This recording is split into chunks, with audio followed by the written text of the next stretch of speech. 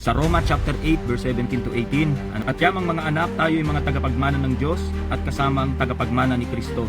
Sapagkat kung tayo nakikipagtiis sa Kanya, tayo dadakilain din kasama niya. Saga ng akin, ang mga pagtitiis sa kasalukuyan ay hindi maiyahambing sa iyahayag na kaluwalhatiang sa atin. Kaya mga kapatid, huwag natin hayaan na yung mga nararamdaman natin mga pagsubok, problema na ating nararanasan, yung maglalayo sa atin sa Diyos. Iyan pa nga ang dapat maglapit sa atin sa Panginoon. Bakit tayo binibigyan ng Diyos ng maraming pagsubok, problema? Para lumapit tayo sa Panginoon, para tumawag tayo sa Panginoon. Naalala niyo po ba yung mga nakaraang lindol at mga bagyo na dumaan? Kahit walang prayer meeting, nakakapag-pray na. Amen? Napapapray na kahit walang prayer meeting. So, ibig sabihin mga kapatid, dinadala tayo ng Diyos sa isang sitwasyon upang tayo ay lumapit at tumawag sa Kanya.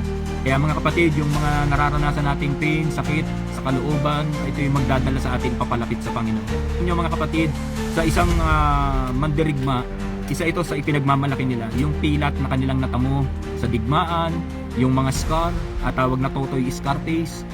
So yun yung isang bagay na ipinagmamalaki nila at pinagmamapuri nila.